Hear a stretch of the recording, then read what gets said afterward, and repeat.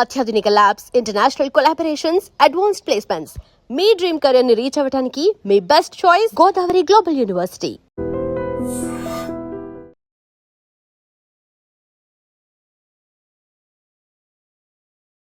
Welcome to I Dream. This is Lumbini. Trump ఎప్పుడు tariffs విధించలేదు, ఎప్పుడు ఏదో ఒక కంట్రీ మీద టారిఫ్స్ విధిస్తూనే ఉంటారు. అండ్ ఇప్పుడు ఎకనామిక్ ఇంటర్డిపెండెన్స్ ఉన్న ఈ టైంలో ఇంకా ఎక్కువగా కెనడా మీద ఈ రీసెంట్ గా టారిఫ్స్ అనేది విధించారనమాట. That to 50%.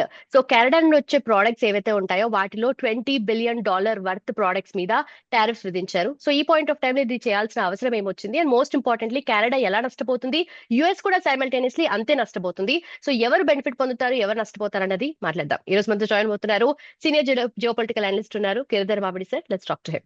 హలో సార్, నమస్తే. నమస్తే అమ్మా లుంబిని, నీకు మీ ప్రేక్షకుల నమస్కారాలమ్మా. Right sir. So economic interdependence అనేది ఇంత ఎక్కువగా అయిపోతున్న ఈ టైంలో ఎందుకని ప్రతిసారి ఏదో ఒక ఫామ్ లో శాంక్షన్స్ అంటారు, టారిఫ్స్ అంటారు, లేదంటే వేరే కంట్రీస్ ఏమైనా ఉంటే వాళ్ళకి ఏదో ఒక రకంగా భయపెట్టడానికి, స్పెషల్లీ ఇప్పుడు ఎకనామిక్ పాయింట్ ఆఫ్ వ్యూలో చూస్తే ఇది చాలా ఎక్కువగా 50% అనేది. సో ఈ పాయింట్ ఆఫ్ టైంలో ఎందుకు టాక్స్ విఫలం అయ్యాయి, ఎందుకు వాళ్ళు టారిఫ్స్ విధించారు? అంటే మనకు ఇంగ్లీష్ లో ఒక పదం ఉందమ్మా, బుల్లీ అంటాం. అంటే ఒక దున్నపోతు లాగా ప్రవర్తించడం అనమాట. అంటే ఒక గుండాలాగా ప్రవర్తించడం. ఇది ట్రంప్ నైజం. ట్రంప్ అందరినీ బెదిరించి ఏదో విధంగా వాళ్ళని బొంగ తీసుకోవాలి అన్నటువంటి ఒక ఆలోచనతో పనిచేస్తాడు. సూపర్ పవర్ ఏదైనా ఉందంటే కనుక సూపర్ పవర్ వాళ్ళకి శక్తి ఎక్కడి నుంచి వస్తుంది? మిగతా దేశాల యొక్క సార్వభౌమత్వాన్ని వాళ్ళు తీసేస్తేనే వాళ్ళు సూపర్ పవర్ అవుతారు. అన్ని దేశాలు వాళ్ళ సార్వభౌమత్వం వాళ్ళకు ఉందంటే కనుక సూపర్ పవర్ ఎందుకు అనవసరం కదా. సూపర్ పవర్ అంటే మన ప్రపంచంలో చరిత్రలో మనం ఇంతవరకు చూసింది ఏంటంటే ఈ మిగతా చిన్న చిన్న దేశాలు ఎవరైతే ఉంటారో వాళ్ళ మౌలికమైన హక్కులు, వాళ్ళ రాజ్యాంగానికి వ్యతిరేకంగా వాళ్ళని బానిసలు చేసి వాళ్ళని సామంతులు చేయడం అన్నదే ఒక సుప్రీం పవర్ యొక్క పనిగా భావిస్తారు. డొనాల్డ్ ట్రంప్ అదే చేస్తారు. అందుకని మనం చూస్తే వెనెజుయలా అని వెళ్ళి వేరే ఒక స్వతంత్ర దేశం అది, వాళ్ళు ఎన్నుకున్నటువంటి ప్రెసిడెంట్ ని వీళ్ళు వెళ్ళి ఎత్తుకొని వచ్చారు, జైల్లో పెట్టారు. అక్కడ ఉన్నటువంటి ఇప్పుడున్నటువంటి ఎవరైతే డెల్సీ రాడ్రిగేజ్ ఉందో ఆవిడ కంప్లీట్ గా డొనాల్డ్ ట్రంప్ కి సామంతురాలుగా పనిచేస్తోంది. రిజిమ్ చేంజ్ చేశారు. ప్లస్ వెనెజుయలా ఆయిల్ అమ్ముకుంటే వెనెజుయలాకి పైసలు వెళ్ళవు. ఒక యూరోప్ లో ఉన్నటువంటి ఒక అకౌంట్ పెడుతుంది. అక్కడి నుంచి డొనాల్డ్ ట్రంప్ వెనెజుయలాకి ఎంత ఇవ్వదలుచుకుంటే అంత ఇస్తాడు, మీద తన కుటుంబం తినేస్తాడు. ఓపెన్ కరప్షన్ వస్తుంది. అలాగే అందరినీ బెదిరిస్తున్నాడు. మన క్యూబాని బెదిరిస్తున్నాడు, క్యూబా మొత్తం చుట్టుముట్టాడు. కెనడా మీద బెదిరింపులు చాలా కాలంగా నడుస్తున్నాయి. ఇన్ఫాక్ట్ జస్టిన్ ట్రూడో ఉన్నప్పుడే ఇది 51 స్టేట్ కింద డిక్లేర్ చేశాడు. గవర్నర్ ట్రూడో అన్నాడు గ్రీన్లాండ్ ని తీసేసుకుంటానంటున్నాడు. అలాగే మనకు స్టేట్ ఆఫ్ హార్మోస్ ని ఇది అమెరికన్ టెరిటరీ అంటున్నాడు. గల్ఫ్ ఆఫ్ మెక్సికోని గల్ఫ్ ఆఫ్ అమెరికా అంటున్నాడు. కాబట్టి ఒక పెద్ద గూండాలా ప్రవర్తిస్తున్నాడు. అందరి మీద టారిఫ్లు వేసి చూశాడు. అమెరికా చట్టంలో గత 100 ఏళ్లుగా 150 ఏళ్లుగా ఏ చట్టాలు వచ్చినాయో అవన్నీ కూడా పాతవి, ఇప్పుడు ఎవరు వాడనటువంటి చట్టాలను కూడా తిరగదీసి దాన్ని దుమ్ము దులిపి వాటిని వాడుతున్నాడు. ప్రతిసారి చుక్కెదురవుతాడు. మరి కోర్టు పెడుతున్నాడు, దెబ్బ తగులుతాడు. అప్పుడు మనకు లాస్ట్ ఇయర్ ఏప్రిల్లో ఇచ్చినటువంటి మేజర్ టారిఫ్స్ అన్ని ప్రపంచంలో అన్ని ఏ దేశం వదలకుండా అందరి మీద టారిఫ్లు వేసినవన్నీ కూడా ఇండియా మీద కూడా వేశారు. మన మీద 50% దాకా వేశారు మన మీద.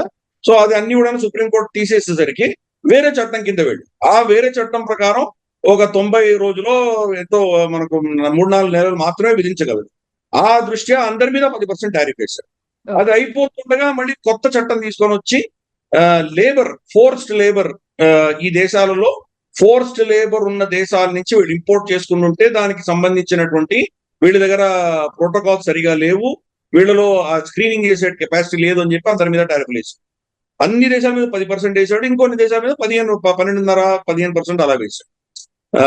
అది కూడా ఇప్పుడు సుప్రీంకోర్టులో ఛాలెంజ్ అవుతుంది. అది కూడా తిరగరాయబడుతుంది. దీనివల్ల ఎవరు నష్టపోతున్నారంటే అమెరికన్ ప్రజలు నష్టపోతున్నారు. మనం మన దేశం నుంచి ఒక $100 మనం అమెరికాకి అమ్మామంటే అమెరికా ఎంటర్ అయిన తర్వాత ఎంత టారిఫ్లు ఉంటాయో, ఎంత ట్యాక్స్లు ఉంటాయో మనకు దాంతో సంబంధం లేదు కదా. ఇప్పుడు 10% వేస్తే కనుక $110 వాళ్ళ కస్టమర్ దగ్గర పెడుతుంది. లేదు 110 ప్లస్ $5 వాళ్ళు లాభం అనుకుందాం, $115 పెడుతుంది. ఇప్పుడు వాళ్ళ కన్స్యూమర్స్ మీదనే భారం అయితే పడుతుంది మొత్తానికి. కరెక్ట్. టారిఫ్ అనేది వాళ్ళ ఖర్చు మీద పడుతుంది. సుప్రీంకోర్టు ఎప్పుడైతే జడ్జిమెంట్ ఈ టారిఫ్ తప్పు అని జడ్జిమెంట్ ఇచ్చారో దానివల్ల వాళ్ళ ప్రజలకి ఏమైనా లాభం వచ్చిందా? అమెరికన్ గవర్నమెంట్ ఇంపోర్ట్ చేసిన వాళ్ళకి పైసలు ఇవ్వాల్సి వచ్చింది. ఫర్ ఇన్స్టెన్స్ వాల్మార్ట్, టార్గెట్ ఇటువంటివి ఏవైతే రిటైలర్స్ ఉన్నారో వాళ్ళకి పైసలు తిరిగి ఇచ్చారు. అంటే వాళ్ళు టారిఫ్లు కట్టారు. భారతదేశం నుంచి ₹100 కొన్నారు, ₹50 అమెరికన్ ప్రభుత్వానికి కట్టారు, 155 వాళ్ళ కస్టమర్లకు అమ్మారు. ఇప్పుడు ఈ ₹50 రిటర్న్ చేయమని చెప్పి సుప్రీంకోర్టు. ₹50 ఎవరికి వెళ్ళింది? భారతదేశానికి రాలేదు, వాళ్ళ కన్స్యూమర్స్ కి రాలేదు, వాల్మార్ట్ కి, టార్గెట్ కి, వీళ్ళకి వెళ్ళింది. కాబట్టి ఎవరు నష్టపోతున్నారు? అమెరికన్ ప్రభుత్వానికి ఏం లాభం రాలేదు. సో అందుకని ఇటువంటి పిచ్చి వేషాలన్నీ వేసి అతను చేసిన టారిఫ్లన్నీ కూడాను అది ఒక అహంకారపూరితంగా ఎట్టి పరిస్థితుల్లో టారిఫ్ వేయాలని నిర్ణయించుకున్నాడు. కాబట్టి అందరి మీద ఏదో ఇన్వెస్టిగేషన్ పెట్టాడు, తర్వాత వీడు సరిగా కెపాసిటీ ఎక్కువ పెట్టుకున్నాడు అంటాడు, ఏదో పనికిమాలిన చాకులు పెట్టి టారిఫ్ వేసుకుంటూ పోతున్నాడు. కెనడా తోటి పరిస్థితి ఏంటంటే కెనడాని ఏదో విధంగా తలదించాలి అన్నది అతను ఇంకా ఎన్నిక అవ్వక ముందు నుంచే మొదలు పెట్టాడు. అప్పటి నుంచి గవర్నర్ ట్రూడో అనడము, 51st స్టేట్ అనడము, ఇవన్నీ బెదిరింపులు అప్పటి నుంచే నడుస్తున్నాయి. ఈ రోజు కొత్త విషయం కాదు. మొత్తం ఆ ప్రాంతం అంతా గ్రీన్లాండ్, కెనడా అంతా అమెరికాలో కలుపుకోవాలి అన్నటువంటి ఒక ఆలోచన. అంటే విస్తారవాదం. అఫ్ కోర్స్ గతంలో ఉన్నటువంటి రాష్ట్రపతులు ఏం తక్కువ తిన్న వాళ్ళు ఏం కాదు. వాళ్ళు ఒబామా కావచ్చు, బైడెన్ కావచ్చు, వీళ్ళు కూడా చాలా యుద్ధాలు చేశారు. జార్జ్ బుష్, తర్వాత వీళ్ళందరూ కూడా క్లింటన్, వీళ్ళందరూ యుద్ధాలు చేశారు. యుద్ధం చేసిన దగ్గర పేరుకి ఆ దేశాలు ఉన్నాయి కానీ ఆ దేశాంతా వీళ్ళే కంట్రోల్ చేస్తున్నారు. సో ఈ డొనాల్డ్ ట్రంప్ ఏంటంటే ఓపెన్ గా చెప్తున్నాడు అంతే, అదొకటే తేడా. కాకపోతే అమెరికా నైజమే, ప్రపంచాన్ని శాసించాలంటే ఇటువంటి దౌర్జన్యం చేయాలి అని వాళ్ళు నిర్ణయించుకున్నారు. కాబట్టి కెనడా మీద ఆల్రెడీ డొనాల్డ్ ట్రంప్ మొదటిసారి ప్రెసిడెంట్ అయినప్పుడు బెదిరించి కెనడాను అమెరికా మధ్యలో పాత ట్రేడ్ అగ్రిమెంట్ ని తిరగరాసి కొత్త ట్రేడ్ అగ్రిమెంట్ రాశారు. కొత్త ట్రేడ్ అగ్రిమెంట్ రాసి అప్పట్లో డొనాల్డ్ ట్రంప్ ఏం చెప్పాడంటే, అసలు అద్భుతమైనటువంటి ట్రేడ్ అగ్రిమెంట్, నభూతో నా భవిష్యత్తు, కెనడా అసలు ఇంతవరకు మమ్మల్ని చాలా మోసం చేసింది, నా బెదిరింపు వల్ల ఇప్పుడు వాళ్ళు మెట్టి దిగొచ్చారు, కాబట్టి ఈ ట్రేడ్ అగ్రిమెంట్ ఇంతకంటే అద్భుతమైంది ఇంకోటి లేదు అని చెప్పి అప్పుడు చెప్పాడు. అదే అగ్రిమెంట్ ఇప్పుడు తిరగ రాస్తున్నాడు. నువ్వు ఎంత గొప్పగా నువ్వే చెప్పావు కదా, నీ ట్రేడ్ అగ్రిమెంటే కదా, ఇప్పుడు తిరగ రాస్తున్నాడు. ఓకే పోనీ సరే చర్చిద్దాం అన్నారు, కూర్చున్నారు, చర్చించారు. ప్రతిసారి చర్చలో ఒక లెవెల్ ఒప్పందం వచ్చిన తర్వాత మళ్ళీ గోల్ పోస్ట్ షిఫ్ట్ చేస్తాడు, లేదు నాకు వేరే కావాలంటే. సో మనకు అందుకనే డొనాల్డ్ ట్రంప్ మీద నమ్మకం అన్నది ప్రపంచంలో అందరికీ పోయింది. మనం చూస్తే కనుక ఈవెన్ ఇరాన్ తో కూడాను 14 పాయింట్ల MOU సంతకం పెట్టాడు. ప్రపంచం అంతా చూస్తుండగా అందరి ముందర సంతకం పెట్టాడు. అక్కడ ఫ్రాన్స్ లో కూర్చొని సంతకం పెట్టాడు. అక్కడ కూడా పెషెస్కియాన్ సంతకం పెట్టాడు. సంతకం పెట్టిన దాన్ని మళ్ళీ దాన్ని ఉల్లంఘిస్తూ క్షిపణులు పంపించడం ఇవన్నీ మొదలు పెట్టాడు. ఇరాన్ వాళ్ళ మీద దాడి, మళ్ళీ యుద్ధం మొదలైంది. అందుకని ఏ అగ్రిమెంట్ కూడా డొనాల్డ్ ట్రంప్ స్వయాన తను సంతకం పెట్టిన అగ్రిమెంట్ కూడా ఏది తనే గౌరవించాడు. కాబట్టి కెనడాతో కూడా అదే పరిస్థితి, భారతదేశంతో అదే పరిస్థితి. మనకు 50% టారిఫ్ వేసినప్పుడు మనం చర్చించాం, కొన్ని మనకు రెడ్ లైన్స్ ఉన్నాయి, మేము దాటమన్నాం. సో వాళ్ళ ట్రేడ్ రిప్రజెంటేటివ్స్ కూడా ఒప్పుకున్నారు, ఓకే సరే అని చెప్పి వాళ్ళు ఒప్పుకొని ఫైనల్ ట్రేడ్ అగ్రిమెంట్ తీసుకెళ్లి డొనాల్డ్ ట్రంప్ ముందర పెడితే, లేదు భారతదేశం $500 బిలియన్ మన దేశంలో ఇన్వెస్ట్ చేస్తేనే నేను ఒప్పుకుంటాను, ఈ పాలు వాడు కొనుక్కుంటేనే నేను ఒప్పుకుంటాను అని మళ్ళీ కొంత కోరికలు పెట్టి ఆగిపోయింది. అక్కడ నిలిచిపోయింది. తర్వాత ఎప్పుడైతే తనకు అర్థమైందో భారతదేశం తల వంచట్లేదని తెలిసిందో తనే దిగొచ్చాడు. 50% నుంచి 18% దిగొచ్చాడు. సరే సుప్రీంకోర్టు తిరగరాసింది, ఇప్పుడు మనకు 10% టారిఫ్ పడుతుంది మన మీద. ఈ కొత్త లేబర్ లాస్ కూడా మన మీద ఉండి 10% పడుతుంది ప్రస్తుతానికి. ఇది కూడా నా దృష్టిలో సుప్రీంకోర్టు ఇది కూడా కొట్టేస్తారు. కాబట్టి ఇంకో కొత్త సాకులు ఎన్నుకుంటున్నాడు. ఇప్పుడు సెనెట్ లో ఇంకో చట్టం పాస్ చేశాడు. రష్యా నుంచి ఎవరెవరు కొంటున్నారో టాప్ 5 దేశాల మీద 100% టారిఫ్ వేయడానికి ఒక పవర్స్ తెచ్చుకుంటున్నాడు. కాబట్టి ప్రపంచవ్యాప్తంగా తను వాళ్ళని కంట్రోల్ చేయడానికి టారిఫ్లు తనకు ఒక అస్త్రంగా భావిస్తున్నాడు. కానీ ఎకనామిక్స్ ఓనామాలు తెలిసిన వాళ్ళు ఎవరైనా చెప్పగలరు, టారిఫ్ అన్నది వాళ్ళ ప్రజల మీదే భారం పడుతుంది కానీ ఇంకొకరి మీద పడదు. కానీ తనేమో వాళ్ళ ప్రజలకి, మాగా ప్రజలకి ఏం చెప్తున్నాడంటే, టారిఫ్ అన్నది వాళ్ళ దేశాలు ఖర్చు పెట్టుకోవాలి, మనకేం కష్టం ఖర్చు ఉండదు అని చెప్పుకుంటున్నాడు. అంతకంటే పూర్తి ఇంకోటి లేదు. ఎనివే ఇప్పుడు కెనడాకి సంబంధించి వాళ్ళు వేసినటువంటి గొంతెమ్మ కోరికలు ఆఖరి క్షణం, ఆల్మోస్ట్ సంతకం అయిపోయే క్షణంలో కొత్త కండిషన్స్ తీసుకొచ్చారు. కీలకంగా 2-3 కండిషన్స్ కెనడాకు నచ్చని కండిషన్స్ ఏంటంటే, మీరు ప్రపంచంలోకి ఏ దేశంతో కూడా ఇటువంటి ప్రిఫరెన్షియల్ అగ్రిమెంట్స్ చేసుకోవడానికి వీలు లేదు అని కండిషన్ పెట్టారు. అంటే అమెరికాతో మాత్రమే పెట్టడానికి, ఎవరితో పెట్టడానికి వీల్లేదు. ఇప్పుడు అమెరికాతో ఒప్పుకున్నారు అనుకుందాం, రేపు పొద్దున ఇది మొత్తం తీసేసి లేదు లేదు నేను ఇంకా వేరే ఫ్రెష్ ట్యాక్స్లు వేస్తాను నీ మీద అంటే కనుక కెనడా ఎక్కడికి పోతుంది? అది కెనడా అన్నది ఒక స్వతంత్ర దేశం, వాళ్ళు ఎవరితోనైనా వాళ్ళు వాణిజ్యం చేసుకోవచ్చు. బేసిక్ గా డొనాల్డ్ ట్రంప్ ఏంటంటే చైనా యొక్క ఇన్ఫ్లుయెన్స్ పెరుగుతోంది అన్నది ఒక భయం పడుతుంది. కాబట్టి మెక్సికో కానీ లేదా లాటిన్ అమెరికాలో ఉన్న దేశాలు కావచ్చు, కెనడా కావచ్చు, అమెరికాకు సామంతులుగా ఉండాలి. మార్కో రూబియో కూడా ఒక స్టేట్మెంట్ ఇష్యూ చేశారు. వాళ్ళకి ఏం పని, కెనడాకి రష్యాకి మా ఏరియాలో ఏం పని, వెస్ట్రన్ హెమిస్ఫియర్ అంతా మేమే సార్వభౌములు, మమ్మల్ని ఎవరు ఇక్కడ రావడానికి వీలు లేదు వాళ్ళు అని చెప్పి వాళ్ళు ఒక స్టేట్మెంట్ ఇష్యూ చేశారు మార్కో. వాళ్ళు రాకూడదు కానీ మీరైతే వెళ్ళొచ్చా? మీరు వెస్ట్ ఏషియాలో వెళ్ళి దౌర్జన్యం చేయొచ్చా? మీరు వెళ్ళి యుక్రెయిన్ లో దౌర్జన్యం చేయొచ్చా? మీరు వెళ్ళి భారత సరిహద్దుల్లో ఉన్నటువంటి దేశాలు అన్నింటిలో దౌర్జన్యం చేయొచ్చా? సో రెజ్యూమ్ చేంజ్ ఎవరు చేశారు ఇక్కడ? షేక్ హసీనా ఎవరు తీశారు? అమెరికన్ డీప్ స్టేటే కదా. బలేన్ షా ఎవరు? అమెరికా సిఏ ఏజెంటే కదా. సో అందుకని వీళ్ళందరినీ ఎవరు కంట్రోల్ చేస్తున్నాడు? కాబట్టి నువ్వు వెళ్ళి ప్రపంచంలో ఎవరు చేయొచ్చు, కానీ ఇంకెవరు నీ అమెరికన్ కాంటినెంట్ కి రాకూడదా? సో హిపోక్రసీ వాడు. సో అది కెనడా మేము దీన్ని ఒప్పుకోమేమో, మా సార్వభౌమతాన్ని మెయింటైన్ చేస్తాము. ఆల్రెడీ చైనాకు కొంత ప్రిఫరెన్షియల్ ట్రీట్మెంట్ ఒకటి పెట్టుకున్నారు, చైనాతో అమ్మకాలు ఇంక్రీజ్ చేసుకున్నారు, భారతదేశంతో కూడా సత్సంబంధాలు మెయింటైన్ చేస్తున్నారు. సో ఇది ఒక ఎత్తు. రెండవది రేర్ ఎర్త్ మినరల్స్ కెనడాలో ఉన్నాయి. రేర్ ఎర్త్ మినరల్స్ కి వాళ్ళు ఏం చెప్పారంటే ఫస్ట్ రైట్ ఆఫ్ రిఫ్యూజల్ మాకే ఉండాలి అని చెప్పి అమెరికా కోరుతుంది. దానికి టెంపరీ రిలీఫ్, ఇప్పుడు నువ్వేదో 10% 20% టారిఫ్ వేస్తానని పర్మనెంట్ గా మొత్తం వాళ్ళ ఖనిజాలన్నీ కూడా అమెరికాకు ముందర అప్పచెప్పాలి. సమర్పించుకున్న తర్వాత అమెరికా వద్దు అంటే వేరే దేశాలకు వెళ్ళాలి. అది కెనడా ఎందుకు ఒప్పుకుంటుంది? అది రేపటి రోజు దీని ఒకసారి అగ్రిమెంట్ అయిపోయిన తర్వాత కోర్టులో కూడా ఛాలెంజ్ చేసి వాళ్ళ ఖనిజాలన్నీ అమెరికా తీసుకోవచ్చు. కానీ టారిఫ్లు వాళ్ళు ఇష్టం. రేపు పొద్దున డొనాల్డ్ ట్రంప్ కి నచ్చలేదంటే 50 అంటాడు, 100 అంటాడు, ఇదే అంటాడు. కాబట్టి టెంపరీ రిలీఫ్ కోసము, టెంపరీ టారిఫ్ అడ్వాంటేజ్ కోసము దీర్ఘకాలీనమైనటువంటి లాంగ్ టర్మ్ వాళ్ళ దేశానికి నష్టం ఎందుకు ఒప్పుకుంటుంది కెనడా? అందుకని అది తిరస్కరించి. మూడవది చాలా కీలకంగా ఏంటంటే కనుక అక్కడ భాష, ఫ్రెంచ్ భాష. కెనడాలో 2 భాషలు ఉంటాయి, ఫ్రెంచ్ ఇంగ్లీష్ 2 ఉంటాయి. ఫ్రెంచ్ భాషకు సంబంధించిన సాంస్కృతిక పరమైన అంశాలు దీనిని అపోజ్ చేస్తూ Donald Trump negotiation team English అది అమెరికన్ స్టాండర్డ్స్ లోనే ఉండాలి, లేకపోతే వాణిజ్యానికి మేము ఒప్పుకోమని ఏదో ఇటువంటి కొంత కోరికలు కోరారు. మా సంస్కృతి, మా దేశంలో మా భాష, మా సంస్కృతికి వ్యతిరేకంగా నువ్వెవరు మాట్లాడడానికి? సో అందుకని అంటే బేసిక్ గా ఇందాక చెప్పినట్టు ఫస్ట్ పదం బుల్లి అంటారు కదా. కెనడా యొక్క సార్వభౌమత్వాన్ని దించి వాళ్ళని సామంతులుగా తన కాళ్ళ ముందర పడేసే దిశగా అతను ఆలోచన చేసి ప్రయత్నం చేస్తుంది. ఈ 51st స్టేట్ కెనడా అవుతుంది అనేది ఏదైతే చెప్తున్నాడో అదేదో ఆల్రెడీ అయిపోయినట్టుగా బిహేవ్ చేస్తున్నారు. కాబట్టి ఇప్పుడు సప్లై చైన్స్ కానీ లేదంటే రేర్ ఎర్త్ మినరల్స్ కానీ ఏవైతే కెనడాకి అడ్వాంటేజ్ ఉన్నాయో, ఇప్పుడు అక్కడ నుండి వచ్చే ప్రోడక్ట్స్ మీద ఇక్కడ వీళ్ళు టారిఫ్స్ వేస్తే డెఫినెట్లీ అక్కడ కెనడాలో ఉన్న వాళ్ళు కూడా నష్టపోతారు కదా సార్, ఎవరైతే ఎక్స్పోర్టర్స్ ఉంటారో వాళ్ళు కూడా. తప్పకుండా అమ్మా, ఎందుకంటే ట్రేడ్ వార్స్, యుద్ధం, ఈరోజు మార్క్ కార్నీ చెప్పాడు మా మీద యుద్ధం ప్రకటించాడు అని చెప్పి చాలా క్లియర్ గా చెప్పాడు. కాబట్టి ఈ ట్రేడ్ యుద్ధంలో ఇద్దరు నష్టపోతారు, కెనడా నష్టపోతుంది, అమెరికా నష్టపోతుంది. మార్క్ కార్నీ సూచించాడు 99% అమెరికా గ్యాస్ ఏదైతే కొనుక్కుంటుందో అది కెనడా నుంచి కొంటాం. అంటే అమెరికన్ ఇంపోర్ట్స్ 99% కంప్లీట్ గా మనం కెనడా నుంచి వస్తాం. తర్వాత ఆల్మోస్ట్ 85% వాళ్ళ ఎలక్ట్రిసిటీ ఇక్కడి నుంచి వస్తాం, మనకు కెనడా నుంచి వస్తాం, ఎస్పెషలీ నార్దర్న్ స్టేట్స్ అన్ని కూడా. తర్వాత మనకు రమారమి 60% ఆయిల్, అంటే మనకు పెట్రోలియం ప్రొడక్ట్స్ ఇంపోర్ట్స్ కెనడా నుంచి తెచ్చుకుంటారు.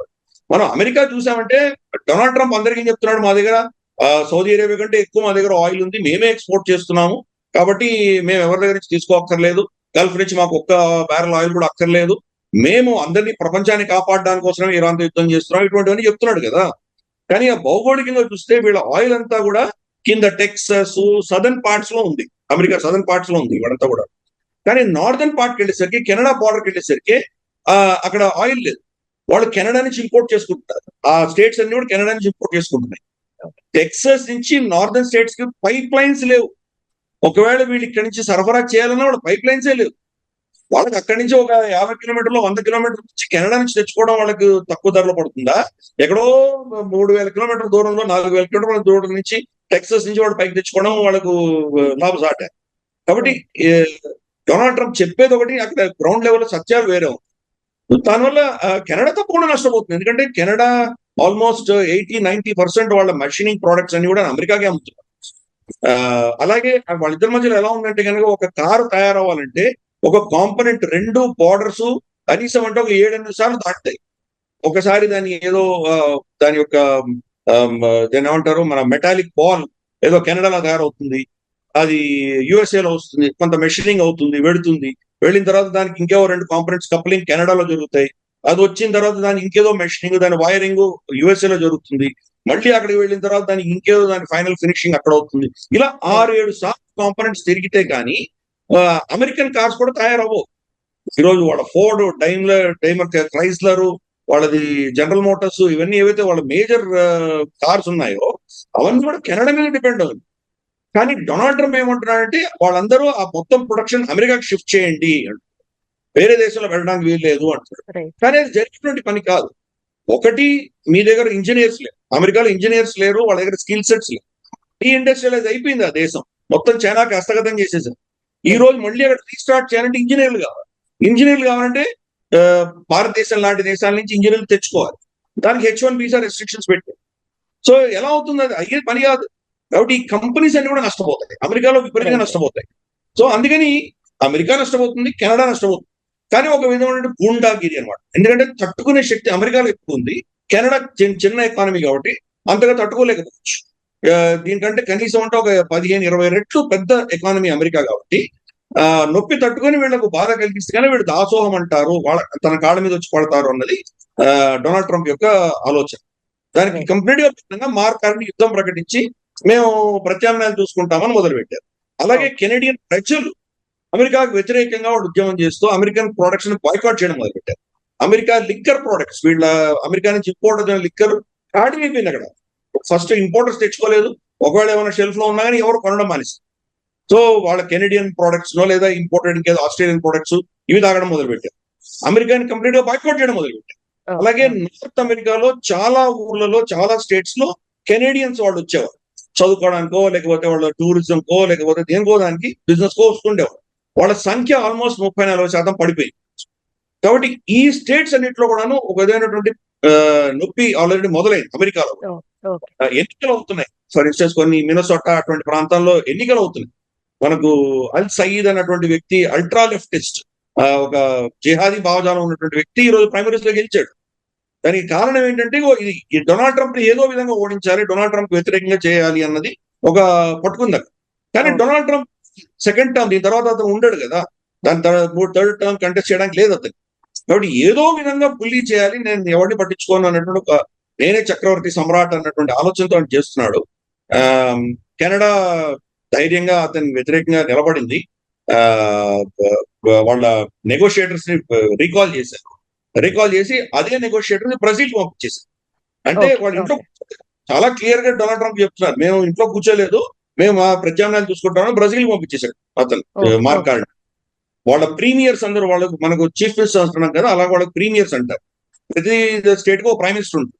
ఆ ప్రీమియర్స్ అందరితో పెట్టి అతను ప్రెస్ కాన్ఫరెన్స్ కూడా చేసి చెప్పాడు మన మార్క్ కార్నీ, మేము మా సార్వభౌమత్వాన్ని, మా గౌరవాన్ని మేము తెచ్చుకోవడం, అమెరికా ముందు దాసోహం అవ్వడానికి సిద్ధపడట్లేదు, మేము ఆ కాళ్ళ మీద మేము నిలబడతాము, డాలర్ టు డాలర్ మా మీద ఎంత టారిఫ్లు వేస్తారో మేము కూడా అమెరికా మీద అంతే టారిఫ్లు వేయబోతున్నాము అని చాలా చాలా స్ట్రిక్ట్ వార్నింగ్ ఇచ్చాడు. బట్ ఎలా పాసిబుల్ అవుతుంది సార్ ప్రాక్టికల్ గా? అంటే ఇప్పుడు కెనడా కూడా ఎక్కడా తగ్గకుండా డాలర్ ఫర్ డాలర్ రిటాలియేషన్ చేస్తామన్నట్టుగా అనౌన్స్ చేశారు. సో అది ఎలా పాసిబుల్ అవుతుంది? ఎందుకు నేను చెప్పాను కదా, ఇప్పుడు అమెరికా చాలా డిపెండ్ అయి ఉంది. ఇప్పుడు అమెరికా మీద వెళ్ళేటువంటి గ్యాస్ మీద వాళ్ళు టారిఫ్ వేస్తారు, సో కంప్లీట్ ఎకనామికల్ లింక్ అది. ఎలక్ట్రిసిటీ మీద టారిఫ్ వేస్తారు. 99% అమెరికాలో ఉన్నటువంటి గ్యాస్ కెనడా నుంచి వస్తాం. అంటే వాళ్ళ ఇళ్లలో వచ్చేటువంటి పైప్ గ్యాస్ కానీ, లేదా వాళ్ళ హీటర్స్ కానీ, అవన్నీ కూడా గ్యాస్ కెనడా నుంచి వస్తాం. రేపు కెనడా టారిఫ్ వేస్తుంది, వాళ్ళకి ఎన్ని $1 బిలియన్ టారిఫ్ వేస్తుందో అమెరికా, ఇక్కడ $1 బిలియన్ గ్యాస్ మీద వేస్తారు, వాళ్ళు $1 బిలియన్ ఎలక్ట్రిసిటీ మీద వేస్తారు. ప్రమాణమి 80% imports, America imports of electricity అంతా అక్కడి నుంచి వస్తుంది. గత ప్రభుత్వాలు, ఎస్పెషలీ డెమోక్రాట్ ప్రభుత్వాలు ఏం చేసినాయంటే కోల్ బేస్డ్, బొగ్గు బేస్డ్ వాళ్ళ ఎలక్ట్రిసిటీ స్టేషన్స్ అన్ని మూసేసారు. పొల్యూషన్ ఇవన్నీ అని చెప్పి వాళ్ళు చైనాకు ప్రొడక్షన్ ట్రాన్స్ఫర్ చేసేసి క్లీన్ ఎనర్జీ అంటుంది దీన్ని తీసేశారు. వాళ్ళకి ఈరోజు ఇండస్ట్రీ లేదు కాబట్టి సరిపోతుంది. కానీ వాళ్ళకి కావాల్సిన క్లీన్ ఎనర్జీ ఎక్కడ నుంచి వస్తుంది? మనకు కెనడా నుంచి వస్తుంది. హైడ్రో ఎలక్ట్రిసిటీ కావచ్చు, లేదా వాళ్ళకు ఈ మనకు ఫాసిల్ ఫ్యూయల్ బేస్డ్, మనకు పెట్రోలియం బేస్డ్ ఇది కావచ్చు, న్యూక్లియర్ బేస్డ్ కావచ్చు. కెనడా చాలా తక్కువ పాపులేషన్ ఉన్న దేశం కాబట్టి వాళ్ళకి ఎక్సెస్ ప్రొడక్షన్ ఉంది, అమెరికాకి ఇస్తున్నారు. అమెరికాకి నడుస్తుంది వాడు. ఈ రోజు వాళ్ళ ఎలక్ట్రిసిటీ బిల్స్ అన్ని పెంచేస్తారు. ఏమవుతుంది? అది వీళ్ళ ప్రొడక్షన్ ఖర్చులు పెరగవా? వీళ్ళ ఫోర్డ్లు, వీళ్ళ అమెరికన్ కార్లు, అమెరికన్ ప్రొడక్షన్ అంతా కూడా కాస్ట్ పెరిగిపోతుంది. అలాగే మనకు వాళ్ళ ఆయిల్ అక్కడి నుంచి ఇంపోర్ట్ చేసే ఇప్పటికే already $4.2 per barrel per gallon వాళ్ళ పెట్రోల్ బంక్స్ లో అమ్ముడుపోతుంది. చాలా విపరీతంగా పెరిగిపోతుంది ధరలు. కెనడా ఇంకా ఇంపోర్ట్ చేయడం మొదలెట్టింది. ఏమవుతుంది అమెరికా? అంటే అమెరికాకి నష్టం వచ్చినా పర్వాలేదు, వీడిని నేను ఏదో విధంగా సతాయించాలి, అటువంటి మొండి పట్టుతో కూర్చున్నట్టు డొనాల్డ్ ట్రంప్. కాబట్టి టెంపరీ సెట్ బ్యాక్ ఉంటుంది. వాళ్ళ దేశంలో ప్రజలు ప్రశ్నిస్తుంటే కానీ దాన్ని తుడిచేస్తున్నాడు. ఏం కాదు, చూడు ధరలు పడిపోతాయి అని అంటున్నాడు. కానీ మరి తను వచ్చి ఇప్పుడు కనీసం అంటే 18 నెలలు అయింది. 18 నెలలు ధరలు అన్ని పెరుగుతూనే ఉన్నాయి కదా, ఏది తగ్గలేదు కదా. కాబట్టి గమనిస్తున్నారు. ఇప్పుడు మిడ్ టర్మ్ ఎలక్షన్స్ లో భయంకరంగా అతను నష్టపోయేటువంటి సూచనలు కనిపిస్తున్నాయి. ఆల్రెడీ ఆ కండిషన్ అర్థమైపోయి గివ్ అప్ చేసినట్టుగా కూడా కనిపిస్తుంది కదా సార్. Most probably ఓడిపోవచ్చు. కానీ అంటే ఇప్పుడున్న పరిస్థితుల్లో ఓడిపోయే సూచనలు కనిపిస్తున్నాయి. రేపటి రోజు క్యూబాని పోయి అతను కబ్జా చేసుకున్నాడు అనుకుందాం కదా సార్. క్యూబా ఆల్రెడీ చాలా సతాయిస్తున్నాడు. క్యూబా ప్రజలు నష్టపోతున్నారు. క్యూబా ప్రభుత్వం మీద నీకు వ్యతిరేకత ఉండొచ్చు, కానీ మానవ హక్కులు ఉల్లంఘిస్తూ క్యూబాలో ఉన్నటువంటి ప్రజలకు వాళ్ళ హాస్పిటల్స్ లో ఎలక్ట్రిసిటీ లేదు, సర్జరీ చేయలేకపోతున్నారు, షిప్పులు రావట్లేదు, రోజుకి 2-3 గంటలు తప్ప వాళ్ళకి ఎలక్ట్రిసిటీ లేదు. అలా మొత్తం క్యూబా ప్రజలను చిత్రహింసలు పెడుతున్నారు. రేపు వీళ్ళు సైన్యాన్ని పంపించి క్యూబాని కబ్జా చేసుకున్నాడు అనుకుందాం కాసేపు. అప్పుడు ఎన్నికల ముందు చెప్పుకోవచ్చు, చూడు క్యూబాని ఎవడో జాన్ ఎఫ్ కెనడీ చేయని పని నేను చేశాను, చూడు క్యూబాని సాధించాను చూడు. సో అక్కడ టెంపరీ ఎన్నికల ముందర ఆ ప్రజలు చాలా గొప్పవాడు అని చెప్పి ఓటేసినామని ఆశ్చర్యపడతారు. సో అందుకని ఇటువంటివి ఏవో చేసే ప్రయత్నం చేస్తున్నాడు. అదే పంథాలో కెనడా తల వంచాలి. ఎన్నికల ముందు చూడు, నా శక్తి వల్లనే కెనడా నేను తల వంచాను. గతంలో ఇన్ని ప్రభుత్వాలు గత 100 సంవత్సరాలుగా కెనడాకి కన్సెషన్ ఇస్తూ కూర్చున్నారు. నా యొక్క శక్తి వల్లే ఈరోజు కెనడా నా కాళ్ళ ముందు వచ్చి పడింది చూడు అని ఎన్నికల ముందు చూపించాలని ట్రై చేస్తారు. అతని ప్రతి ప్రాజెక్టు కూడా తన ఓటర్ బేస్ కి నేను ఎంత గొప్పవాడిని, అమెరికాని ఎంత గొప్పగా చూపించగలుగుతున్నాను అని చెప్పే ప్రయత్నం చేస్తున్నాడు. ప్రతి అటెంప్ట్ కూడా చతికిల పడుతుంది. ఇరాన్ అదే పరిస్థితి. వెనెజువేలా ఒక సక్సెస్ చూసేసరికి నేను ప్రపంచంలో ఏమైనా చేయొచ్చు అని అనుకున్నాడు. అన్ఫార్చునేట్ వెనెజువేలా తర్వాత ప్రతి స్టెప్ దెబ్బతిన్నాడు. సుప్రీం కోర్టు దానికి 2 సార్లు చుక్కెదురైంది. తర్వాత ఇక్కడ ఇరాన్ యుద్ధం దెబ్బతిన్నాడు. యుక్రెయిన్ అక్కడ దెబ్బతింటున్నాడు. ఈ రోజు యుక్రెయిన్ దగ్గర వాళ్ళు కాపాడుకోవడానికి మిజైల్స్ లేవు వాళ్ళ దగ్గర. ఈ రోజు రష్యా వాళ్ళ మీద బొంబార్డ్మెంట్ చేస్తుంటే వాళ్ళ దగ్గర మిజైల్సే లేవు. అది పరిస్థితి ఈ రోజు. అది కూడా డొనాల్డ్ ట్రంప్ ఫెయిల్యూర్. ఎందుకంటే వాళ్ళని కాపాడుకోవడానికి అస్త్రాలు ఇవ్వలేకపోతున్నాడు. ఈ రోజు కెనడాని బెదిరిస్తున్నాడు. గ్రీన్లాండ్ మళ్ళీ లేవనెత్తాడు. రీసెంట్ గా G7 సమ్మిట్ లో కూర్చొని వాళ్ళ మార్క్ రట్టే వాళ్ళ మనకు G7 కాదు, దీని ఏమంటారు, నేటో సమ్మిట్ లో నేటో డైరెక్టర్ జనరల్ అతను ఉండగా అతను పక్కన కూర్చొని మళ్ళీ గ్రీన్లాండ్ విషయం చెప్తాడు. నేను గ్రీన్లాండ్ నేను ఎప్పుడో తీసుకుంటాను అంటే తన సొంత అలైస్ ని బెదిరిస్తాడు. ఒక ప్యాటర్న్ చూసామంటే డొనాల్డ్ ట్రంప్ ది మిత్రులందరినీ దూషించాడు, శత్రువు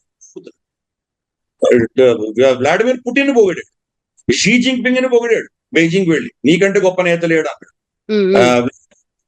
అలాస్కా పిలిచి చాలా గొప్పగా తన కారులో తీసుకెళ్లాడు. కిమ్ జాంగ్ ఉన్ నిన్ను ఎప్పుడు బెదిరించలేదు, నాకు ఎప్పుడు బానే ఉన్నాడు, కాబట్టి కిమ్ జాంగ్ ఉన్ బాధపడకూడదు అని చెప్పి అమెరికా, సౌత్ కొరియా కొన్ని దశకాలుగా వాళ్ళు ప్రతి సంవత్సరం మిలిటరీ ఎక్సర్సైజ్ చేస్తారు. ఆ మిలిటరీ ఎక్సర్సైజ్ తగ్గించు, కిమ్ జాంగ్ ఉన్కి నేను బాధ పెట్టదలుచుకోలేదు అని చెప్పి తన అంత కిరాతకమైన దేశాన్ని సమర్థిస్తూ సొంత అలై సౌత్ కొరియాకి వ్యతిరేకంగా స్టేట్మెంట్ ఇష్యూ చేశారు. జపాన్ సౌత్ కొరియాని కాపాడవలసినటువంటి యుఎస్ఎస్ మనకు George Washington air craft carrier తీసుకెళ్లి గల్ఫ్ పంపించాడు. ఈ రోజు పసిఫిక్ కోస్ట్ లేదు వీళ్ళు సపోర్ట్ చేయడం. టైవాన్ కి వ్యతిరేకంగా టైవాన్ కి అస్త్రాలు అమ్మడం మానేశాడు. Care Starmer UK prime minister తిట్టాడు, వీడు పోతేనే బాగుంటుంది అన్నాడు. అండ్ రిజైన్ చేయగానే నేను చెప్పాను యూస్లెస్ క్యారెక్టర్ పోయాడు అని చెప్పి తిట్టాడు. జార్జ్ మెలోని మహిళ, ఆవిడని ఎంత దారుణంగా సెల్ఫీ కోసం నా కోసం పాకులాడింది అని చెప్పి ఎలా కామెంట్ చేశారు. పెడ్రో సాంచెజ్ మన స్పెయిన్ ప్రైమ్ మినిస్టర్, అతన్ని ఎలా దూషించాడు. సో అందుకని మిత్రుడు అన్న వాళ్ళందరినీ దూషించాడు, మోదీ గారిని దూషించాడు. సో కాబట్టి అతనికి మిత్ర దేశం అన్న దేశాలందరినీ కూడా టార్గెట్ చేశాడు. మనకు మార్క్ కార్నిన్ కావచ్చు, జస్టిన్ ట్రూడో కెనడాలో కావచ్చు, శత్రు దేశాలను పొగుడుతాడు, అది నియంతలు డిక్టేటర్స్ ని పొగుడుతాడు, తన సొంత మిత్రులైనటువంటి వాళ్ళందరినీ కూడాను తిట్టడం. సో ఇది ఎందుకు సార్ ఈ ప్యాటర్న్ ఎందుకు ఇలా రిపీట్ అవుతుంది?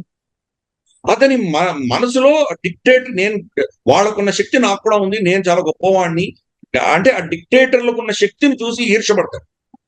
కాబట్టి అటువంటి శక్తి నా దగ్గర కూడా ఉంది అని అతను ఆ కథలు కంటూ ఉంటాడు. అందుకని మనం చూస్తే మేమ్లన్నీ పెడుతుంటాడు కదా, మేమ్లన్నీ గ్రీన్లాండ్ తను వెళ్ళి జెండా పాతినట్టు, లేదో ఇంకేదో ఈ దీని పేరేంటి మన గల్ఫ్ ఆఫ్ హార్మోస్ పేరు అమెరికన్ టెరిటరీ అని రాయడం, ఇట్లాంటివన్నీ పెడుతుంటాడు. అంటే అతను కళలు, అతను అంటే మనకు చిన్నప్పుడు నేను సినిమా చూశాను, బ్లాక్ అండ్ వైట్ సినిమా, మనకు చార్లీ చాప్లిన్ ఒక సినిమా వచ్చింది, గ్రేట్ డిక్టేటర్ ఒక సినిమా వచ్చింది. అతను ప్రపంచం యొక్క గ్లోబ్ తీసుకొని ఆడుకుంటుంటాడు, ఈ ప్రపంచానికి అంతా నేనే చక్రవర్తిని అవుతానని చెప్పి కలలు ఉంటుంది. అటువంటి క్యారెక్టర్ డొనాల్డ్ ట్రంప్. అందుకని రోజుకొకటి ఇలాగే ఇటువంటిది ఏదో ట్వీట్లు చేస్తుంటాడు, తన దాసోహం అనాలి అన్నటువంటి ప్రయత్నాలు చేస్తుంటాడు. భారతదేశంలో కూడా ట్రై చేశాడు. భారతదేశం మనం తల వంచలేదు కాబట్టి ఈ రోజు ఏం చేయలేకపోతున్నాడు. ఇప్పుడు 100% టారిఫ్ వేయడానికి సిద్ధం అవుతున్నాడు. పదే పదే ఎన్నిసార్లు అడిగినా కానీ ప్రపంచంలో నువ్వు రెస్పెక్ట్ చేసేటువంటి నేతలు ఎవరు ఉన్నారంటే కనుక అతను మోదీ గారి పేరే చెప్పాడు. ఎందుకంటే మోదీ తల వంచలేదు. అలాగే షీ జిన్పింగ్ పేరు చెప్పాడు. షీ జిన్పింగ్ డొనాల్డ్ ట్రంప్ మొహం మీద చెప్పాడు. మనకు ఒక యూరోప్ లో ఒక థియోలోడసైడ్ అని చెప్పి ఒక థియరీ ఉంది.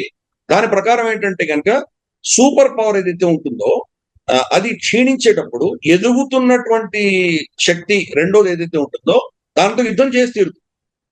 ఎందుకంటే వీళ్ళు పడిపోతున్నారు, వీళ్ళు ఎదగకూడదు అని చెప్పి వాళ్ళు యుద్ధం చేస్తారు. చరిత్రలో అంతా అలాగే ఉంది. యుఎస్ఎస్ఆర్ కూడా అలాగే జరిగింది. అంటే జరగలేదు, ఆఫ్ కోర్స్ యుఎస్ఎస్ఆర్ యుద్ధం లేకుండా కొలాప్స్ అయిపోయింది, బట్ గతంలో అలాగే జరిగింది. సో దాని ఆ థియరీని కోట్ చేస్తూ షీ జిన్పింగ్ ఏం చెప్పాడంటే మేము ఎదుగుతున్న దేశం, మీరు క్షీణిస్తున్న దేశం అని చెప్పారు ఫస్ట్. అని చెప్పి మాతో యుద్ధానికి మీరు తయారవ్వకండి, మాతో యుద్ధం చేయకండి అని చాలా స్పష్టంగా చెప్పాడు షీ జిన్పింగ్. బల్ల గుద్దినట్టు చెప్పాడు. కానీ డొనాల్డ్ ట్రంప్ అంటే అందరూ విన్నారు కదా, అందరూ పిచ్చివాళ్ళు కాదు కదా, షీ జిన్పింగ్ చెప్పాడు, అందరూ విన్నారు. కానీ ఎవరు అనుకుంటాడు మనవాడు డొనాల్డ్ ట్రంప్. ఏమన్నాడు, జో బైడెన్ ఉన్నప్పుడు వీళ్ళు క్షీణించారు, కానీ ఇప్పుడు నేను వచ్చాక చాలా అద్భుతం అయిపోయింది, చాలా గొప్పగా దేశం అయిపోయింది అని షీ జిన్పింగ్ మెచ్చుకున్నాడు అంటారు. సో షీ జిన్పింగ్ ఏం చెప్పాడు అందరికీ తెలుసు, చాలా స్పష్టంగా తెలుసు. సో ఇటువంటి డిల్యూషన్ లో ఉంటాడు మనిషి, ఒక విధమైనటువంటి సైకలాజికల్ దీంట్లో ఉంటాడు. తన ప్రపంచంలో తను ఉంటాడు, తనే గొప్ప, తనే చక్రవర్తి, తనే సమ్రాట్, ఇటువంటివన్నీ ఎంపరర్ అనుకుంటున్నాడు. సో దాంతో ఈ సమస్యలన్నీ వచ్చి పడుతుంది. సో చైనా చాలా క్లియర్ గా వార్నింగ్ ఇచ్చింది అమెరికాకి, మాతో పెట్టుకోకండి, మీరు నువ్వు క్షీణిస్తున్నావు, నువ్వు అయిపోయింది, నీ శకం అయిపోయింది, మేమే ఎదుగుతున్నాము, మేము సూపర్ పవర్ లో అవబోతున్నాము అని చాలా స్పష్టంగా చెప్పి. అందుకని అటువంటి శక్తి ఉన్నటువంటి వాళ్ళంటే కనుక అతను ఒక విధమైనటువంటి ఈర్ష్య ఉంటుంది, వాళ్ళని పొగుడుతాడు. కిమ్ జాంగ్ ఉన్ ఇంత చిన్న దేశం, ఆ దేశం అంటే ఈరోజు ఎందుకు అంత కిమ్ జాంగ్ ఉన్ తోటి మాట్లాడాలి, ఎందుకు తహతాలు ఆడుతున్నాడు అతను. సో అర్థం చేసుకోవచ్చు, తన నైజం ఏంటో అర్థం చేసుకోవచ్చు. హిట్లర్ గా ప్రవర్తిస్తుంటాడు. వెనిజువేలాకి సంబంధించి రీసెంట్ గా ఒక వారం క్రితం ఒక స్టేట్మెంట్ ఇస్తూ ఏమన్నాడంటే, బిలియన్స్ ఆఫ్ బ్యారల్స్ మేము తీసేసుకుంటున్నాము, మేము చాలా గొప్పవాళ్ళం అయిపోయాము, to winner goes the spoils అని చెప్పాడు.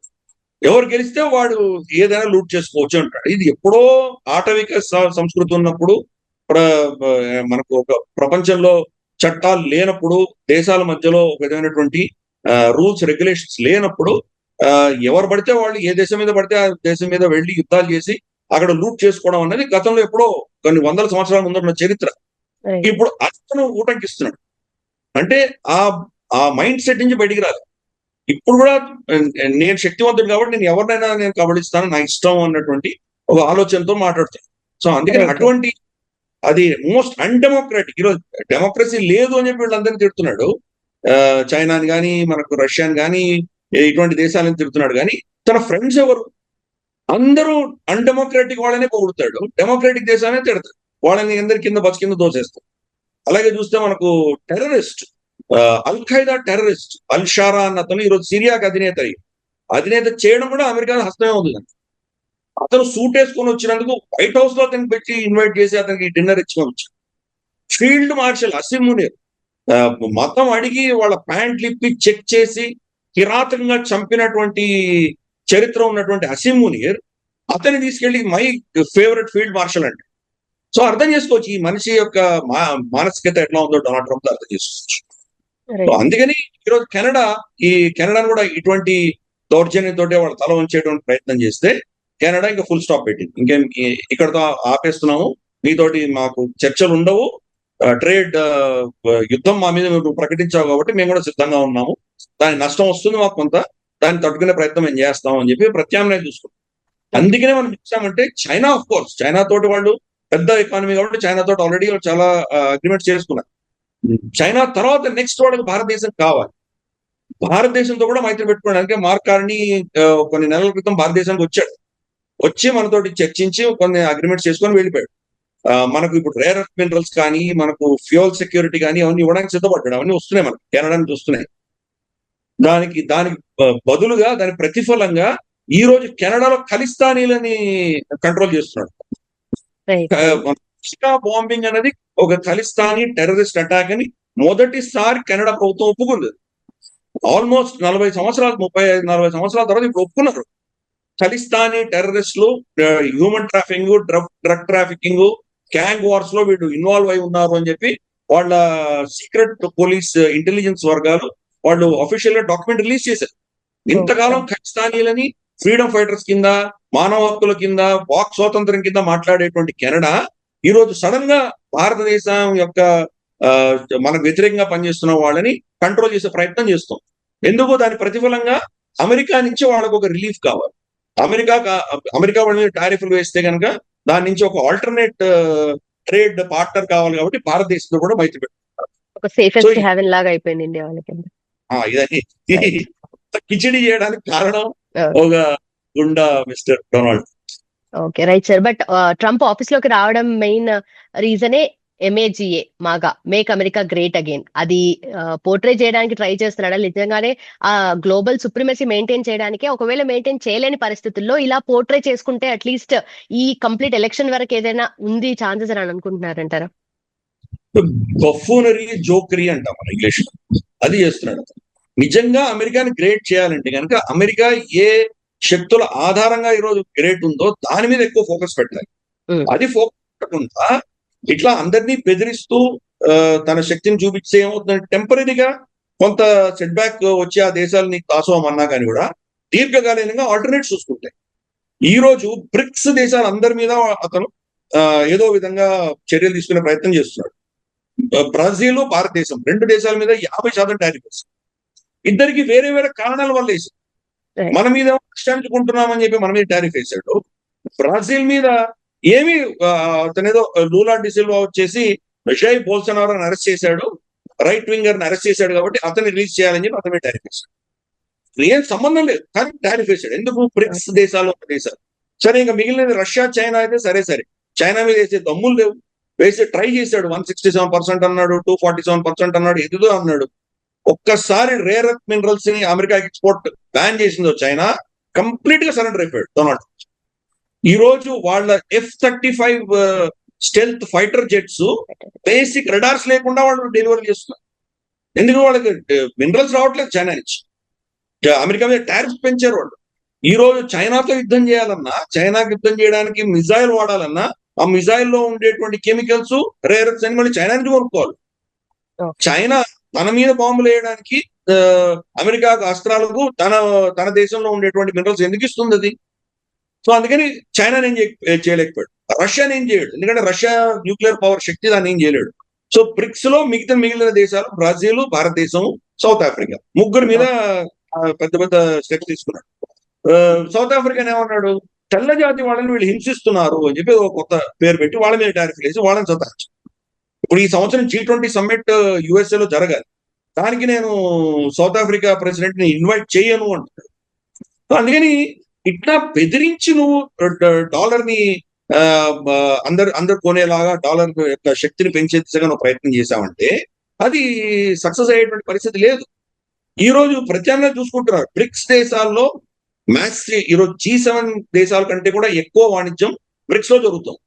బ్రిక్స్ దేశాలందరూ కూడా డాలర్ ఏతర కరెన్సీలో ట్రేడ్ చేసుకుంటున్నారు. యువాన్ కానీ, రూపాయలు కానీ, రూబుల్ కానీ, లేదా ఇటువంటివి, లేదా బంగారంతో కానీ వీటి అనుసంధానమే చేసుకుంటున్నారు. బంగారం కొనుక్కుంటున్నారు. ఫర్ ఇన్స్టెన్స్ మనకు చైనా ప్రతి నెల బంగారం కొంటూనే ఉంది. అల్టిమేట్ గా డాలర్ ని డంప్ చేస్తాం. ఒకప్పుడు $1.2 ట్రిలియన్ డాలర్స్ ఫారెక్స్ రిజర్వ్స్ లో వాళ్ళ, అంటే చైనా ఫారెక్స్ రిజర్వ్స్ లో $1.2 ట్రిలియన్ వరకు డాలర్స్ ఉంటాయి. ఈ రోజు $600 బిలియన్ పడిపోయింది. సగానికంటే తక్కువ వాళ్ళు అమ్మేశారు, బయటకు అమ్మేశారు. భారతదేశం కూడా $120 బిలియన్ మనం అమ్మేసుకున్నాం. మనకి ఈ రోజు భారతదేశం ఫారెక్స్ రిజర్వ్స్ $700 బిలియన్ పైచులకు ఉంది మన దగ్గర. కానీ మనకు 2014లో ఆల్మోస్ట్ 60-65% డాలర్స్ ఉండేవి మన దగ్గర. ఇప్పుడు అది 45-50% పడిపోయింది. మన ఫారెక్స్ రిజర్వ్స్ పెరుగుతున్నాయి కానీ డాలర్స్ పెరగట్లేదు. మనకి మిగతా పెరుగుతున్నాయి. మనకు మిగతా కరెన్సీస్ కావచ్చు, బంగారం కావచ్చు పెరుగుతుంది. ఫర్ ఇన్స్టెన్స్ మన మీద వాళ్ళు అప్పుడు క్రయోజెనిక్ టెక్నాలజీ మనకి ఇవ్వకూడదు అని బ్యాన్ చేశారు. అలాగే న్యూక్లియర్ టెస్ట్ చేసినప్పుడు మన మీద చాలా ఆంక్షలు విధించారు. ఏమైంది దానివల్ల? 10 సంవత్సరాలు లేట్ అయింది మనకు అంతే. బట్ తర్వాత మన క్రయోజెనిక్ టెక్నాలజీ మనమే తెచ్చుకున్నాం కదా. ఈ రోజు పెద్ద పెద్ద రాకెట్స్ అని మనం ఫైర్ చేయగలుగుతున్నాం. మనం సూపర్ హైపర్సానిక్ మిసైల్స్ మనం తయారు చేసుకోగలుగుతున్నాం. టెక్నాలజీ మన దగ్గర వచ్చేసింది, ఇండిజినస్ టెక్నాలజీ వచ్చేసింది. అదే వాళ్ళు నమ్ముకోనుంటే కనుక వేరేలా ఉండేది. ఇప్పుడు ఫర్ ఇన్స్టెన్స్ న్యూక్లియర్ ప్లాంట్స్, ఈ రోజు మోదీ గారు మన August 15th రెడ్ ఫోర్ట్ లో ఇచ్చిన స్టేట్మెంట్, మన ప్రధానమంత్రి ఇచ్చిన స్టేట్మెంట్ మనం చూసాము. చాలా ఎక్కువ శాతం, పెద్ద శాతంలో మనకు nuclear plants, modular nuclear plants మన దేశంలో పెట్టడానికి ఆయన స్టేట్మెంట్ ఇష్యూ చేశారు. అమెరికా, భారతదేశం ఇద్దరు మన్మోహన్ సింగ్ ప్రభుత్వం అప్పుడే న్యూక్లియర్ డీల్ చేసుకున్నాం కదా మనం. ఆ రోజు నుంచి ఈ రోజు దాకా ఒక్క న్యూక్లియర్ ప్లాంట్ కూడా భారతదేశంలోకి రాలేదు. ఎందుకంటే వాళ్ళు బెదిరింపులు. వాళ్ళు వచ్చేసి ఒకవేళ యాక్సిడెంట్ అయిందంటే మేము కాంపన్సేషన్ కట్టము, మీ వాళ్ళు చచ్చిపోతే మాకు అనవసరం, మేమెందుకు పైసలు ఇవ్వాలి, ఇటువంటివన్నీ చెప్పడం మొదలుపెట్టారు. మోదీ గారు ఇప్పుడు ఆల్టర్నేట్స్ తీసుకొచ్చారు. మన దేశంలోనే టెక్నాలజీ ఉంది, లేదా మనకు ఎవరైతే ఈ మన షరతులను ఒప్పుకొని ఇక్కడ ప్లాంట్స్ పెట్టడానికి సిద్ధపడ్డారు, ఫ్రాన్స్, రష్యా, వాళ్ళకి మనం ఇస్తాం మనం. సో ఇప్పుడు అమెరికా ఎవరు నష్టపోయింది? ఎవరు? అమెరికా కదా. మీ గొంతెమ్మ కోరికలు మీరు కోరుకుంటూ కూర్చున్నారంటే ఎవరు నష్టపోతారు? ఫర్ ఇన్స్టెన్స్ మనం F-16 కొనుక్కోవాల్సి, F-16 వాళ్ళు అమ్మారు. అలాగే F-35 కూడా మనకు ఆఫర్ ఇచ్చాడు డొనాల్డ్. మనం కొనుక్కోదలుచుకోవాలి. అది ఆర్డర్ ఇచ్చిన మొదటి రోజు మనం ఇలా బెదిరిస్తూ కూర్చుంటే మనం ఏమవుతాం మనం? అందుకని మనం రఫాల్స్ కొంటున్నాం. ఫ్రాన్స్ మన మీద ఎటువంటి ఆంక్షలు పెట్టారు. రష్యా నుంచి కొనవచ్చు, కానీ రష్యా యుద్ధం చేస్తుంది కూడా వాళ్ళకి మనకి ఇచ్చే పరిస్థితిలో లేరు వాళ్ళు. ప్లస్ వాళ్ళకి పాత టెక్నాలజీ. అందుకని రఫాల్స్ కొంటున్నాము. మనది సొంతంగా యాంకా మనం డెవలప్ చేసుకుంటాం. GE ఇంజిన్స్ రావాలి అక్కడి నుంచి. డొనాల్డ్ ట్రంప్ మరి ఏం చేశాడో మనకు తెలియదు, స్లో డౌన్ అయిపోయినాయి, మన దగ్గర రావడం తగ్గిపోయింది. GE రాకపోయేసరికి ప్రత్యామ్నాయం చూసుకుంటున్నాం. ఈ రోజు అనంత్ అంబానీను, తర్వాత రోల్స్ రాయ్స్ అంబానీను, రోల్స్ రాయ్స్ ఇద్దరు కలిసి ఒక జేవీ పెట్టుకున్నారు. అలాగే సఫ్రాను, మన DRDO కలిసి ఒక జేవీ పెట్టుకున్నాయి. ప్రత్యామ్నాయం చూసుకుంటారు కదా. రష్యా నుంచి డాలర్ ట్రేడ్ నుంచి వాళ్ళు కట్ చేసింది అమెరికా యుక్రెయిన్ యుద్ధం తర్వాత. ఏమైంది? రష్యాకి ఏమైనా నష్టం వచ్చిందా? మళ్ళీ ప్రత్యామ్నాయం చూసుకుంటున్నారు. రూపాయను, రూబులో ఇంకేదో ట్రేడ్ చేస్తున్నారు వాళ్ళు. అయిపోయింది. కాబట్టి చూసుకుంటారు. అమెరికా కంటే కూడా ఇంకా బాగా వాళ్ళ జీడిపి పనిచేస్తారు. అంటే రేట్ ఆఫ్ గ్రోత్. రష్యా ఒక చిన్న జీడిపి 2.5-2.6 ట్రిలియన్ ఉంది వాళ్ళది. ఇదే ఉంది వాళ్ళది, $2.5 ట్రిలియన్ ఎకానమీ వాళ్ళ జీడిపి. కానీ జీడిపి గ్రోత్ రేట్ అమెరికా కంటే రష్యాలో బాగుంది. వాళ్ళ ఎకానమీ స్టేబుల్ అయితే. నువ్వు బెదిరించి వాళ్ళని కట్ చేసి దాసోహమని దౌర్జన్యంతో వాళ్ళని లొంగ తీసుకోవాలి అన్న రోజులు పోయినాయి. ఎప్పుడో 60 దశకంలో 70 దశకంలో ఇవన్నీ చేసి ఉండొచ్చు. ఇప్పుడు ప్రపంచం చాలా మారిపోయింది కదా. నువ్వు ఏమైనా బెదిరిస్తే దాన్ని ప్రత్యామ్నాయం చూసుకుంటావు. ఈరోజు ఇరాన్ మీద నిన్ను ఆంక్ష పెట్టి బాంబులు వేసి నీ చేశావు. ఇరాన్ తప్పకుండా న్యూక్లియర్ బాంబు చేసి తీరుతుంది. ఎందుకంటే నువ్వు 3 ఏళ్ళే ఉంటావు, ఇంకో 1-2 సంవత్సరాలు ఉంటాడు, నేను వెళ్ళిపోతాడు. ఇరాన్ సంస్కృతి 5,000 సంవత్సరాల నుంచి వస్తున్న సంస్కృతి కదా. వాళ్ళు ఇంకో 10 ఏళ్ళు అవుతారు, 20 ఏళ్ళు అవుతారు. 20 ఏళ్ళ తర్వాత బాంబు చేసుకుంటారు. నువ్వు ఎలా ఆపగలవు? ఒక్కసారి టెక్నాలజీ వచ్చిందని వాడిని ఆపలేవు కదా. సో అందుకని ఇటువంటి దౌర్జన్యపు చర్యలతోటి జరిగేటువంటి పని కాదు. మైత్రి పెట్టుకొని ఒక విధమైనటువంటి లోపాయకార ఒప్పందాలు చేసుకుంటేనే నడుస్తుంది ప్రపంచం. కానీ గుండాగర్దితో ఏమి నడవదు. చైనా ట్రై చేసింది మన మీద, గల్వాన్ లో ఘటన చేసి ట్రై చేసింది లైన్ ఆఫ్ యాక్చువల్ కంట్రోల్. ఏమైంది? వాడికి ధీటుగా మనం కూడా నిలబడ్డాం కదా. వాళ్ళని మన వాళ్ళకంటే ఎక్కువ మంది చంపాం మనం. ప్లస్ మనం కూడా అంతే ఇన్ఫ్రాస్ట్రక్చర్ డెవలప్ చేసుకున్నాము. మొత్తం అక్కడ బోర్డర్స్ అన్ని కూడా మనం శానిటైజ్ చేసుకున్నాం. ఈ రోజు చైనా మన దగ్గర ఒక అంగుళం ముందర రావాలంటే కానీ భయపడుతుంది. మన దగ్గర నుంచి రెస్పాన్స్ అంతే ధీటుగా ఉంటుంది. ఈ రోజు మనం మాట్లాడుతుండగా అజిత్ దోవల్ గారు బెయిజింగ్ లో ఉన్నారు. అజిత్ దోవల్ గారు అక్కడ లైన్ మన బార్డర్స్ గురించి ఆయన చర్చిస్తున్నారు. Right. ఈ రోజు మన బార్డర్స్ మీద ఏదైనా దౌర్జన్యం చేసే ఆలోచన బీజింగ్ లో ఉండగలదా? చేయలేరు కదా వాళ్ళు. కాబట్టి ప్రత్యామ్నాయాలు వస్తాయి. ఇలా గుండాగర్దీ చేస్తే దానికి ఒక లిమిటేషన్ ఉంటుంది. ఆఖరికి ఒక ఎందుకు పనికిరాని చెప్పులు వేసుకొని సైకిళ్ళ మీద, మోటార్ వెహికల్ మీద పోతున్నటువంటి తాలిబాన్ని వీళ్ళు ఏం చేయలేకపోయారు. 20 ఏళ్లు కూర్చొని ఆఫ్ఘనిస్తాన్ లో అంత దారుణంగా అవమానకరంగా అక్కడి నుంచి పారిపోవాల్సి వచ్చింది. సో అందుకని ఈ ప్రపంచంలో దౌర్జన్యం అనేది పని చేయదు అన్నది డొనాల్డ్ ట్రంప్ బుర్రకు ఎక్కట్లేదు. So he'll face it. ఇంకేం చేస్తాం? ఎస్పెషలీ మనకు వెనిజుయేలాలో అతని గెలుపు నికోలాస్ మడోరోని తీసుకెళ్లిపోయిన తర్వాత డొనాల్డ్ ట్రంప్ చేసిన ప్రతి స్టెప్ కూడాను బెడిసిపోతుంది. ఏది అతనికి సరి రాలేదు, ఏది చేసినా అన్ని ఫ్లాప్ అయినాయి. ఇప్పుడు కెనడా మీద చేసేటువంటి దౌర్జన్యం కూడా ఫ్లాప్ అయి తీరుతుంది. ఎందుకంటే అక్కడ ఉన్నటువంటి ట్రేడ్, అమెరికా అంత అనుసంధానమైంది, అక్కడ ఉన్నటువంటి బిజినెస్ అన్ని దెబ్బతింటాయి. వాళ్ళు డొనాల్డ్ ట్రంప్ మీద విపరీతమైన ఒత్తిడి తీసుకొస్తారు. ఈయన వినకుండా ఏకపక్షంగా చేశాడంటే కనుక డెమోక్రాట్ పార్టీ గెలుస్తుంది, అక్కడ రిపబ్లికన్స్ అందరూ ఓడిపోతారు మిడ్ టర్మ్. అందుకని డొనాల్డ్ ట్రంప్ ని ఎవరు ఆపగలరు? డొనాల్డ్ ట్రంప్ కి తనకు తానే ఈ రోజు ఏం చెప్పాడో రేపు ఏం చెప్తాడో రెండింటికి పంపను. అప్పుడు ఎవరైనా డొనాల్డ్ ట్రంప్ చేసుకుంటారు. రైట్. సో వాళ్ళు కూడా, ఎందుకంటే ఈక్వల్లీ ఇద్దరు నష్టపోతున్నారు కాబట్టి ఆబ్వియస్లీ కెనడా కూడా డిఫరెంట్ ఆల్టర్నేటివ్స్ అయితే చూసుకుంటుంది ఈ time. Perfect. Thank you so much sir. Thanks for the analysis. నమస్తే.